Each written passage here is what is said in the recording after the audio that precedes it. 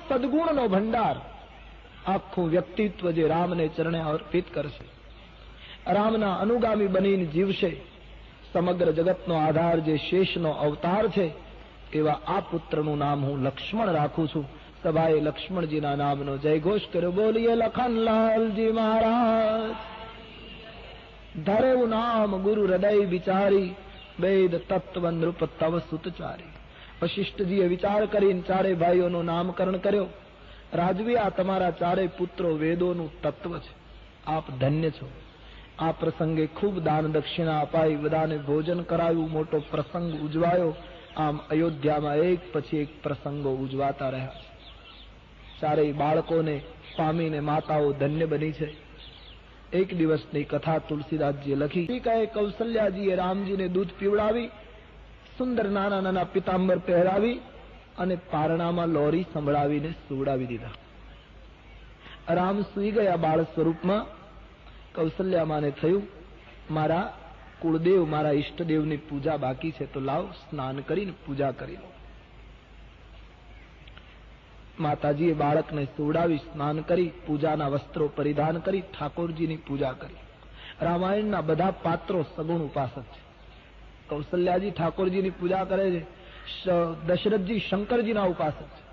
આશુતોષ તુમ અવઢરદાની એ શિવજીની ઉપાસના. રામાયણના બધા પાત્રો લગભગ સગુણ ઉપાસક દેખાય. જનક મહારાજ પણ છેલ્લે છેલ્લે સગુણ તરફ ઢળ્યા છે, અને વિશ્વામિત્ર જેવા મહાપુરુષ પણ સગુણના ઉપાસક દેખાય છે. કારણ કે પૂજા માટે રામ પુષ્પ લેવા ગયા અને રામે પૂજાના પુષ્પો આપ્યા. પુષ્પની વાત હંમેશા સગુણ ઉપાસનામાં જ આવી શકે. બધા સગુણ ઉપાસક છે. તો માં ઠાકોરજીની પૂજા કરે છે. ઘરની અંદર સરકારનું ભગવાનનું મંદિર છે. ઠાકોરજીને થાળ ધર્યો, રસોડામાંથી પકવાન વગેરે જે કંઈ બનાવ્યું હતું એ લઈ આવ્યા. મને એમ થયું કે કોઈ સામગ્રી રહી નથી ગઈ ને એમ માની અને રસોડામાં જોવા ગયા તો એક લીલા થઈ. રસોડામાંથી આવીને જ્યાં મંદિરમાં જોવે તો રામજીને ભોજન કરતા જોયા. જે રામ હજી બાળક છે, ચાલી શકતા નથી, પારણામાં સુવડાવ્યા છે, એ રામને ભોજન કરતા જોઈ માં ચકિત થઈ ગઈ કે આ શું જોઉં છું. એકદમ દોડીને પારણામાં જઈને જુએ તો ત્યાં રામજી સૂતા છે. અહીં આવીને જુએ તો રામજી ભોજન કરે. એકને બદલે બે બાળક જોઈ માતાની બુદ્ધિ ચકિત થઈ ગઈ કે હું શું જોઉં છું. અને એ વખતે ભગવાન રામે હસતા હસતા માને પોતાનું વિરાટ રૂપ દેખાડ્યું છે. અરોમ અરોમ પ્રતિરાજ અહીં કોટી કોટી બ્રહ્માંડ. વિરાટની ઝાંખી થતા કૌશલ્યામાં ગદગદિત બન્યા છે. પરમાત્માની સ્તુતિ કરે છે, મહારાજ મારી ભૂલ થઈ ગઈ, મેં જગત પિતાને પુત્ર માન્યો, એ મારી ભૂલ થઈ ગઈ. આપ તો જગતના પિતા છો, વિરાટ છો. આપની માયા હવે મને ક્યારેય ન વ્યાપે તેવો આશીર્વાદ આપો. ભગવાને આશીર્વાદ આપ્યો છે. વિરાટનું દર્શન કરાવીને ભગવાન હતા એવડા નેવાડા થઈ ગયા, નાના. પણ હવે કૌશલ્યામાં એને પ્રેમ કરતા નથી. કૌશલ્યાને થયું હવે આને શું પ્રેમ કરું, આને શું ગોદમાં રમાડું, જેની ગોદમાં આખું બ્રહ્માંડ રમે છે.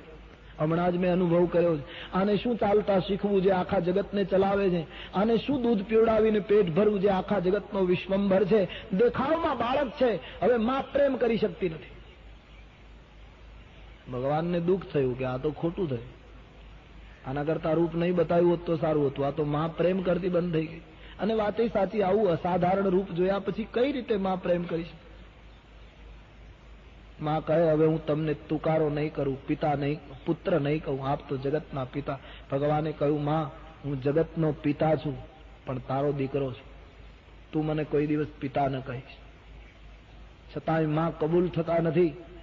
માના આંસુ લૂછવાને બાને રામજીએ આંખ ઉપર એક દૈવી પડદો નાખી દીધો અને જે ઘટના બની હતી એ બધું માં ભૂલી ગઈ. પરિણામે રામની સાથે માં પ્રેમ કરવા લાગી. નહીતર માતા પ્રેમ કરી શકે એવી સ્થિતિમાં નહોતા. કૃષ્ણ અવતારમાં કથા છે ને, ગોપીઓએ ફરિયાદ કરી યશોદાને કે કૃષ્ણએ માટી ખાધી. યશોદાજીએ કૃષ્ણનો હાથ પકડીને કહ્યું મોઢું ખોલ. કહ્યું માં નથી ખાધી. બોલે નહીં બતાવો. મુખ ખોલતા જ નથી. અતિ આગ્રહ કર્યો છે, ડર દેખાડ્યો, અને જ્યાં કૃષ્ણએ મુખ ખોલ્યું તો મુખમાં વિરાટના દર્શન થયા. પછી યશોદાજીને પણ કૃષ્ણની સાથે પ્રેમ કરવો મુશ્કેલ પડતો હતો, પણ ભગવાન કૃષ્ણએ માના માનસ ઉપર એક દૈવી પડદો નાખી બનેલી ઘટના ભૂલાવી દીધી. યશોદાજી બાળકૃષ્ણની સાથે પ્રેમ કરવા લાગ્યા. એમ અયોધ્યામાં રામજીએ દૈવી પડદો નાખી બનેલી ઘટના કૌશલ્યાને ભૂલાવી દીધી. માં પુનઃ બાળકને ગોદમાં લઈ પૈપાન કરાવવા લાગી. આવી સુંદર લીલા અયોધ્યામાં ચાલે છે. તુલસીદાસજી લખે છે, રામજી 4 પગે ચાલતા શીખી ગયા છે. અયોધ્યાના આંગણામાં રામજી 4 પગે ચાલે છે. 2 દાંત આવ્યા છે. હસે છે તો ગાલમાં ખંજન પડે છે. અતિ સુંદર સ્વરૂપ છે. દુઈ દુઈ દશન અધર અરુણારે. બાળકને 2 દાંત આવે ને ત્યારે બહુ સુંદર લાગે. 32 પૂરા થાય ને પછી જ હેરાન કરે છે. 2 હોય ત્યાં સુધી બાળક ખૂબ ગમે, પ્રેમ કરવો ગમે એને, પણ એ જયારે આમ 4 પગે ચાલતો હોય ત્યારે એટલો ગમતો હોય, પણ એ પોતાના પગભર થાય પછી જ બાપ દીકરાને તકલીફ ઊભી થાય છે. તો નથી આપણે જાણતા, આપણું બાળક હોય એ કાલું ઘેલું બોલતો હોય, કઈ ભાષા બોલે છે બાળક? નથી ગુજરાતી હોતું, નથી હિન્દી હોતું, નથી અંગ્રેજી હોતું, કેવું કઈક જુદું જ બોલે, છતાં મા બાપ કેટલો આનંદ કરે.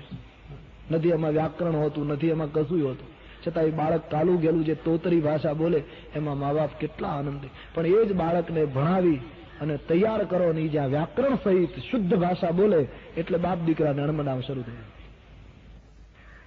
કેશ વાંકડિયા વળેલા છે. વિશાળ લલાટમાં ગોરોચનનું તિલક કર્યું છે. ગળાની અંદર માએ વાઘ નખની માળા પહેરાવી. ભગવાનના બાળ સ્વરૂપની વક્ષસ્થળમાં ભૃગુ ઋષિનું પગલું શોભે છે.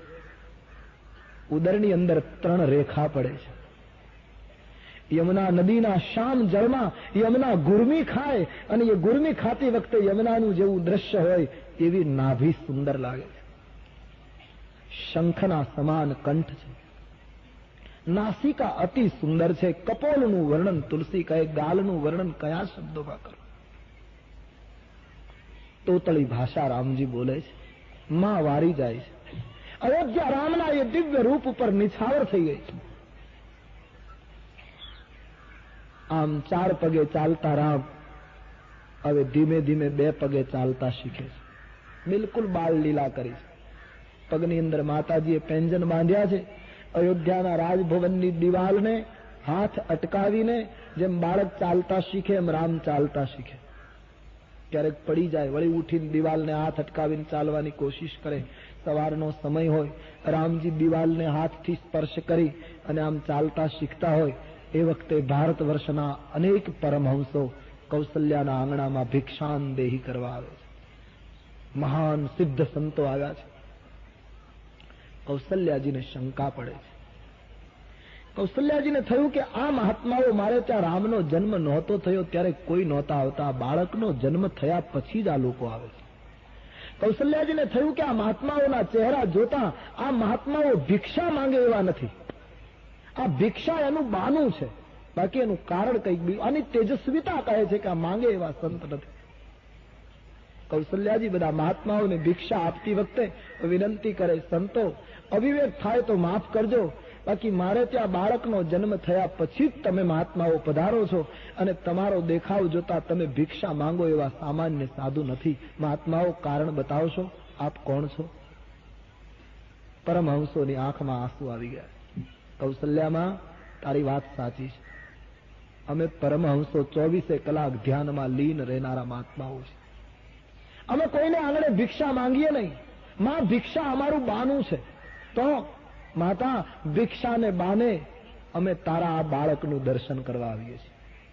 60 હજાર વર્ષ અમે તપ કર્યું માતા, છતાંય જે પરમાત્માના દર્શન ન થયા એ બાળકના દર્શન કરવા માટે આજ અમે તમારે આંગણે આવીએ છીએ. અને કૌશલ્યાજી, આ તમારો બાળ રામ દિવાલને હાથ અટકાવીને ચાલતા શીખે છે એ દ્રશ્ય જોઈને અમને એમ થાય કે અમે પરમહંસ બન્યા એના કરતા તારી દિવાલના પથ્થર બન્યા હોત તો ધન્ય બની જાય. તમારા બાળકનો હાથ અમારા મસ્તક ઉપર પડત. પરમહંસોની વાતો સાંભળતા માં દોડીને રામજીને ભેટી પડે છે. ક્યાંક મહાત્માઓની નજર ન લાગી જાય. એકદમ ઉતારવા લાગે છે. મહાત્માઓને ભિક્ષા આપી વિદાય કરે છે. આવી અદ્ભુત લીલા રામજીના સ્વરૂપે કૌશલ્યાજીને ધન્ય બનાવી દીધા. હવે રામજી બિલકુલ ચાલતા શીખી ગયા છે. બાળક ભાઈઓની સાથે અને પોતાના ઉંમરના બાળકોની સાથે આંગણામાં રમતા હોય છે, ગલીઓમાં. શરીર ધૂળવાળું થયું હોય છે, ભૂખ લાગે એટલે દોડતા દોડતા આવે. બડી સુંદર લીલા કરતે હે સરકાર. ઉત્તરકાંડમાં તો બહુ લખ્યું છે, ભૂખ લાગે એટલે દોડતા દોડતા આવે. કૌશલ્યામાનો પાલવ પકડે, માં ભૂખ લાગી છે, ખાવાનું આપ. કૌશલ્યામાં ગઈ, થોડી વાર રાહ જુએ, મારે થોડું કામ છે એમ કરીને માં જતી રહે. રામજી પાછળ દોડે, પાલવ પકડીને વિનંતી કરે. બોલતા બોલતા રામની આંખમાં આંસુ આવી જાય. માં બડી ભૂખ લગી હે, થોડા કુછ ખિલાના. અને જયારે આંખમાં આંસુ રામને આવે ત્યારે તુલસીદાસજી કહે, મહારાજ તને ભૂખ લાગે ત્યારે તમારી આંખમાં આંસુ આવતા હતા, તો અમને ભૂખ લાગે ત્યારે અમે રડીએ તો અમારી ટીકા ના કરીશ, ક્યોંકि જબ તુમ બાલક થા તબ તુમ ભી રો રહે થે, ચિતઈ માત લાગી મોહી ભૂખા. સુંદર લીલા કરે છે. યાજ્ઞવલ્ક વર્ણન કરે છે ભરદ્વાજ. બપોરનો સમય થાય છે. મહારાજ દશરથજી રાજ દરબારમાંથી પધારે છે. કૌશલ્યાજીને પૂછે, રામ ક્યાં? બોલે, મહારાજ બાળકોની સાથે રમે છે, બોલાવો ના, જમવાનું તૈયાર છે, હું થાળી પીરસી દઉં. દશરથજી રામજીને ભોજન કરવા માટે બોલાવવા ગયા.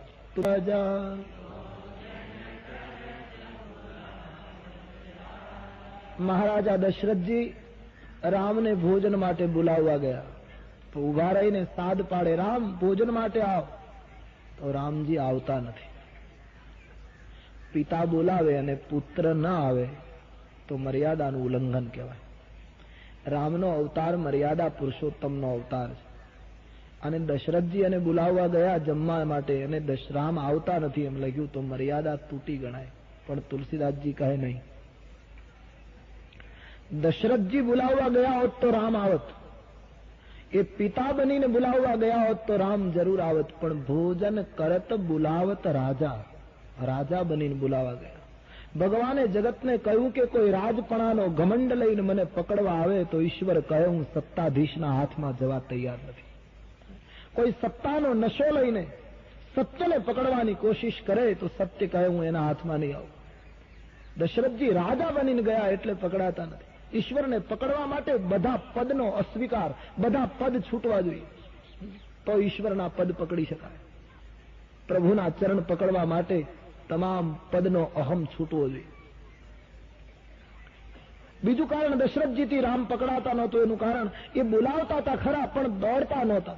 રામ રામ એમ બોલાવતા હતા, પુકારતા હતા, દોડતા નહોતા. તુલસી કહે, ઈશ્વરને પકડવા માટે કોઈ રામ રામ બોલ્યા કરે તો આનંદ જરૂર થાય, ઈશ્વર દેખાય પણ ખરો, પણ જ્યાં સુધી રામ રામ બોલતા બોલતા માણસ રામ માટે દોડે નહીં ત્યાં સુધી રામ નહીં પકડાય.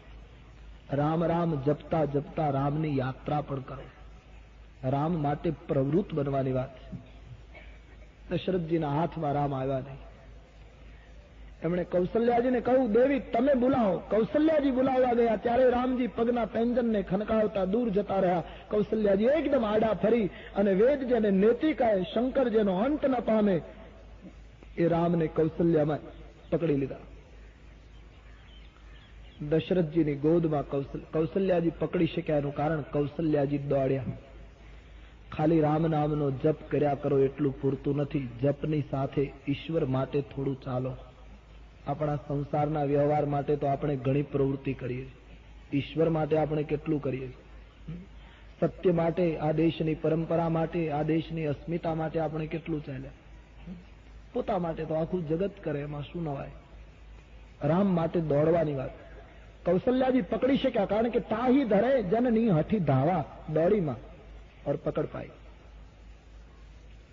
ત્રીજા અર્થમાં કહું તો દશરથજી જ્ઞાન છે, કૌશલ્યાજી ભક્તિ છે. જ્ઞાન ઈશ્વરને જાણી શકે, જોઈ શકે, પુકારી શકે, પણ જ્ઞાનની ગોદમાં ઈશ્વર ભક્તિના સહકાર વગર આવતો નથી. ભક્તિ જ્યાં સુધી મદદ ન કરે ત્યાં સુધી જ્ઞાનીઓને ઈશ્વરનો આનંદ પરિપૂર્ણ મળતો નથી. ભક્તિની જરૂર છે.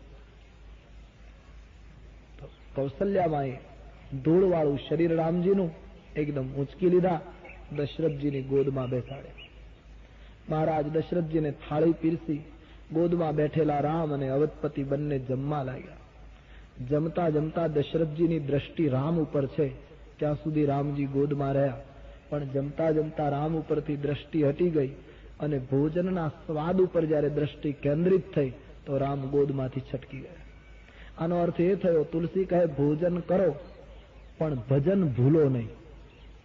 જ્યારે સંસારમાં માનવીને ભજન કરતા ભોજનની પ્રભુતા વધશે ત્યારે માનવીનો બ્રહ્માનંદ છટકશે.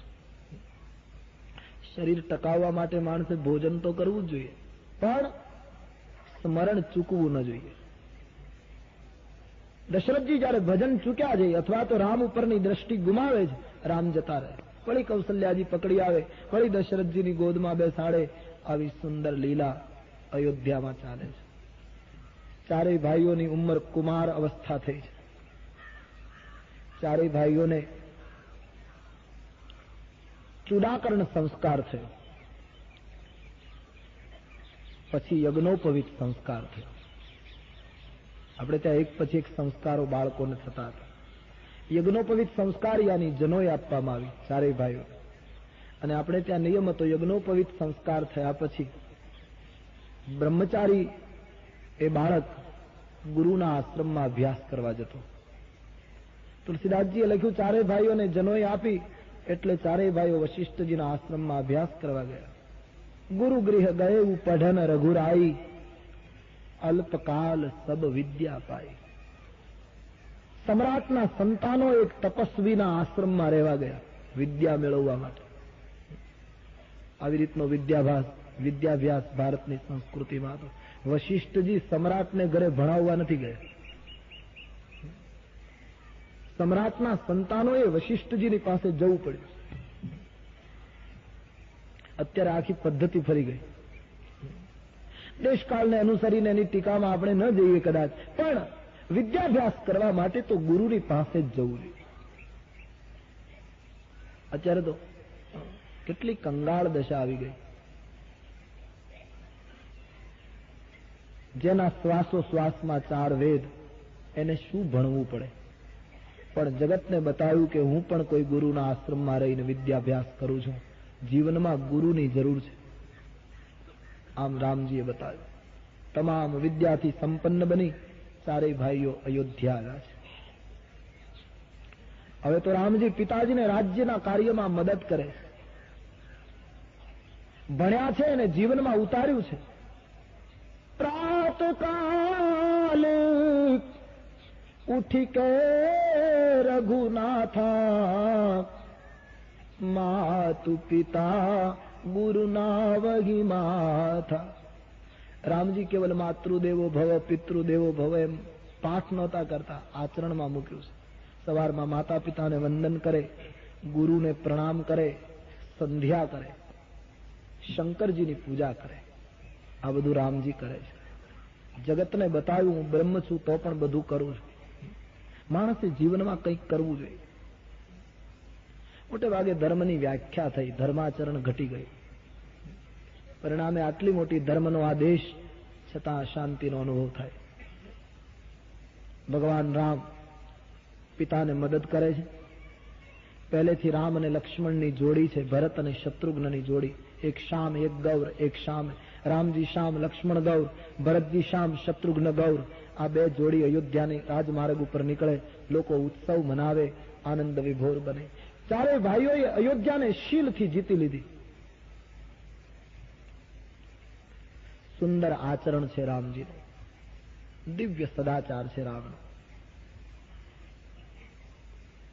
રામ જેવો પુત્ર સંસારમાં કોઈ થયો નથી, થશે નહીં. રામજીએ જે પાત્ર ભજવ્યું છે પોતપોતાની પાત્રતામાં એ બિલકુલ અખંડ ઉતર્યા છે.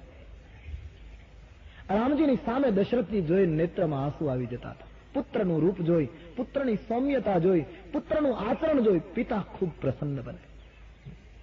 પુત્રની વ્યાખ્યા જે છે, જે પોતાના જીવનથી માતા પિતાને સંતોષ આપે. જે પુત્ર માતા પિતાને સંતોષ ના આપે એ પુત્ર પુત્ર નથી. ભારતીય વ્યાખ્યા પ્રમાણે તુલસીદાસજી વર્ણન કરે છે. દિવ્ય શીલથી અયોધ્યા વશીભૂત થઈ છે. ક્ષત્રિય છે. રાજકુમારોની સાથે ઘોડા ઉપર બેસીને રામજી મરગિયા કરવા નીકળે, શિકાર કરવા નીકળે, એવું લખ્યું છે. ઘણી વખત એમ થાય કે ભગવાન શિકાર કરે તો એ ક્યાં સુધી સારું કહેવાય. પણ રામાયણમાં લખ્યું છે મૃગને મારે છે. મારેલો મૃગ દશરથજીને બતાવે, પિતાજી આ મૃગને મેં માર્યો. પણ તુલસીદાસજીએ સ્પષ્ટતા કરી કે ભગવાન શિકાર કરવા માટે મૃગને નહોતા મારતા, પણ અનેક શાપિત જીવો મૃગનું રૂપ લઈ લઈને અયોધ્યાના જંગલમાં ફરતા હતા. રામના હાથે મૃત્યુ પામીને એની મુક્તિ થવાની હતી, એવા મૃગની મુક્તિ માટે બાણ મારે. વેદના મંત્રો મૃગના રૂપ લઈ લઈને આવેલા, ઋષિ મુનિઓ મૃગના રૂપમાં આવેલા, ભગવાન એને બાણ મારી અને મુક્તિ આપે છે. જે મૃગ રામ બાણ કે મારે, જેને રામનું બાણ વાગતું હતું, એ મૃગ શરીર છોડી પ્રભુના ધામમાં પહોંચે છે. એટલે એ શિકાર નહોતો, શરણાગતિ હતી. દિવ્ય લીલાથી અવધ ધન્ય બની ગઈ છે, રામમય બની ગઈ છે. જ્યારે જોઈએ ત્યારે રામની જ ચર્ચા અયોધ્યામાં થાય છે. આટલો સુંદર સદાચાર. ટૂંકમાં અવધની ગલી ગલી રામમય. નિશેચર પાપ. વિશ્વામિત્ર નામના સંત વનમાં નિવાસ કરે. વિશ્વામિત્રજીનું વ્યક્તિત્વ સમજવા જેવું છે. વિશ્વામિત્ર આમ તો મૂળ ક્ષત્રિય,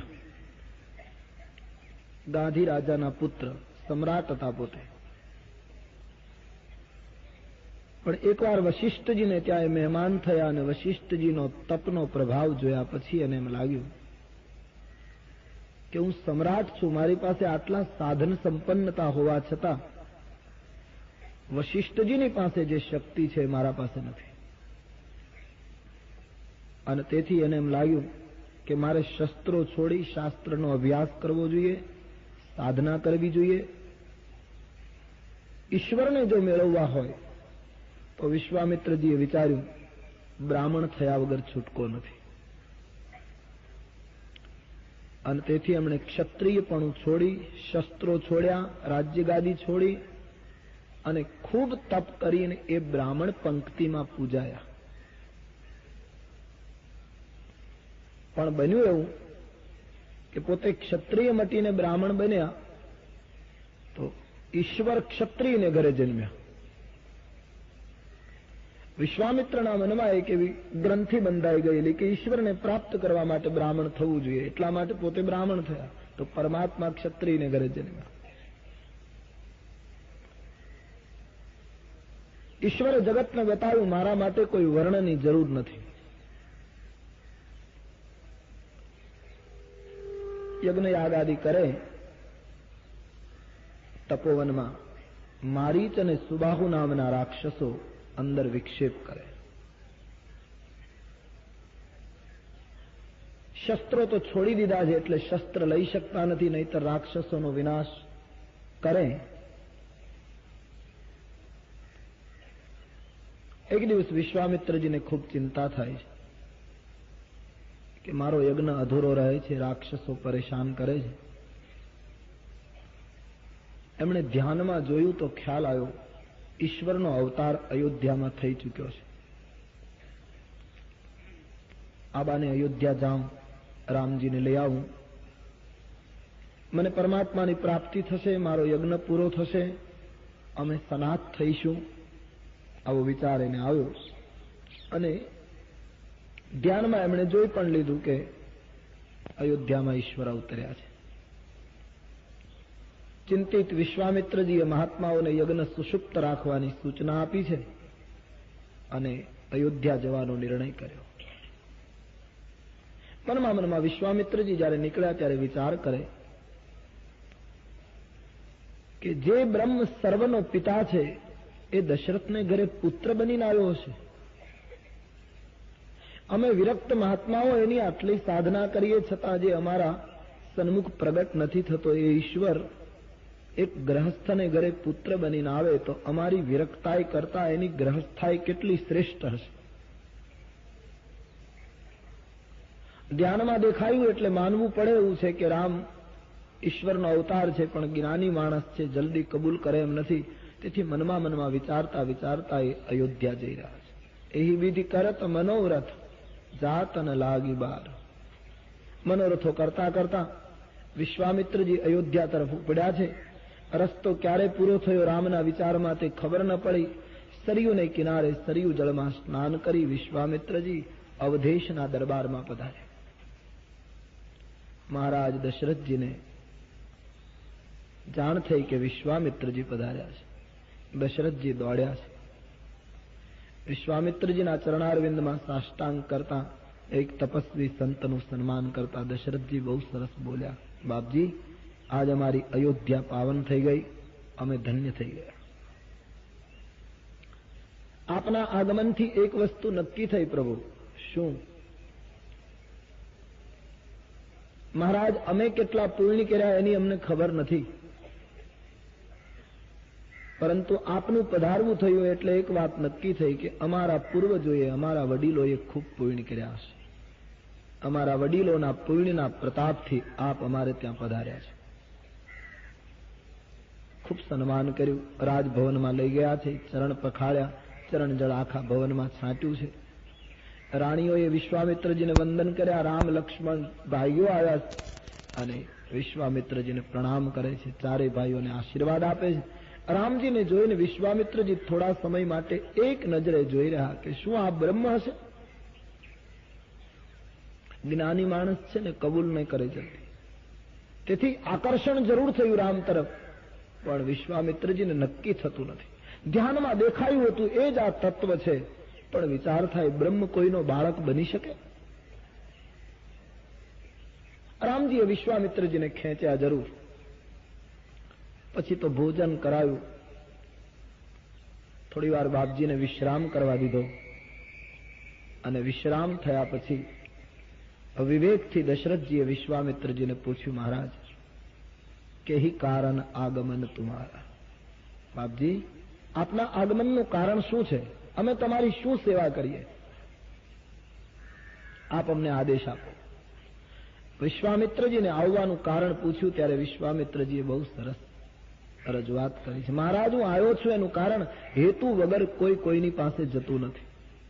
હું એક કારણ લઈને આવ્યો છું. શું? વિશ્વામિત્રજીએ માંગણી કરી કે રાજવી, મને રાક્ષસો સતાવે છે, અમારો યજ્ઞ પૂરો થતો નથી, હું તમારી પાસે યાચના કરવા આવ્યો છું. હવે આટલા મહાન ઋષિ કોઈ દિવસ યાચના કરે નહીં, એમાં વિશ્વામિત્રજી તો કોઈ સંજોગોમાં યાચના ન કરે, પણ એમણે દશરથજીને કહ્યું, હું તમારી પાસે યાચના કરવા આવ્યો. આ વાક્ય દશરથજીના માટે શરમજનક હતું.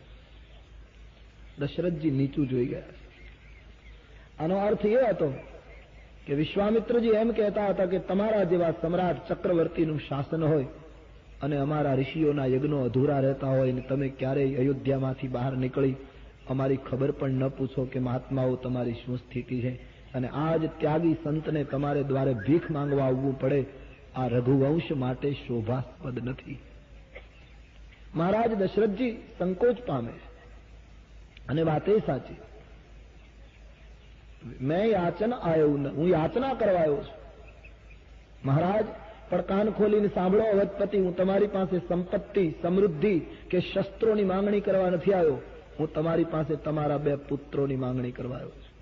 ભારતનો ઋષિ સંપત્તિ નથી માંગતો, ભારતનો ઋષિ સંતતિ માંગે છે. અમારા યજ્ઞની રક્ષા માટે, અમારા આશ્રમોની સલામતી માટે તમે જે નથી કરી શક્યા એ તમારા સંતાનો કરી શકશે. અને તેથી રામ અને લક્ષ્મણ મને સુપ્રત કરો. અનુજ સમેત દેહુ રઘુનાથ. વળી રાજવી, તમે એના લૌકિક દ્રષ્ટિએ પિતા છો એ બરાબર રામના, પણ વાસ્તવમાં આ પુત્રો તમને યજ્ઞ દ્વારા મળ્યા છે, અને યજ્ઞ દ્વારા જે પુત્રો મળ્યા એ પુત્રોને યજ્ઞની રક્ષા માટે સોંપવા એ તમારી પવિત્ર ફરજ થઈ જાય છે. આપ સંસારી છો એટલે તમારી લાગણીને હું સમજી શકું, વિશ્વામિત્રજી કહે, અને તેથી તો યજ્ઞએ તમને 4 પુત્રો આપ્યા છે. હું ચારેયની માંગણી નથી કરતો, અડધા તમે રાખો, અડધા યજ્ઞ માટે આપો, 2 તો આપો. ત્રીજું, વિશ્વામિત્રજી કહે, આ યજ્ઞ તમને એક ઋષિના, આ બાળકો તમને ઋષિના આશીર્વાદથી મળ્યા છે, વશિષ્ઠજીના આશીર્વાદનું આ ફળ છે. તો એક ઋષિના આશીર્વાદથી પ્રાપ્તિ થઈ છે સંતાનોની, તો એક ઋષિના કામ માટે સંતાનોને સોંપવા એ તમારી ફરજ છે. માટે 2 પુત્રો મને સુપ્રત કરો. અનુજ સમેત દેહુ રઘુનાથ. મહારાજ, બાળકો મને સોંપી દો. દેહુ ભૂપ મન હર્ષિત તજહુ મોહ અજ્ઞાન. અજ્ઞાનતા છોડી હર્ષિત થઈ તમે પુત્રો મને સોંપો રાજવી, તમને જગતમાં ધર્મ અને યશ મળશે, બાળકોનું કલ્યાણ થશે, અમારો યજ્ઞ પૂરો થશે અને રઘુવંશ ધન્ય બનશે. માટે 2 પુત્રો અર્પણ કરો. કલ્પના બહારની માંગણી જ્યારે વિશ્વામિત્રજીએ કરી છે. મહારાજ દશરથજીને સ્વપ્નમાં એ ખ્યાલ નહીં કે મારા સંતાનોની કોઈ માંગણી કરશે. નેત્રો ભરાઈ ગયા, શરીર કાંપવા લાગ્યું, સહેજ ચક્કર આવવા લાગ્યા. મહારાજ દશરથજી અસ્વસ્થ બની ગયા. બાપજી, આપ શું માંગો છો? મારા પુત્રોની માંગણી કરો છો? મહારાજ, આપ એટલો તો વિચાર કરો કે ક્યાં એ ભયંકર પર્વત જેવડા રાક્ષસો અને ક્યાં મૃદુગાત આ કિશોર બાળકો.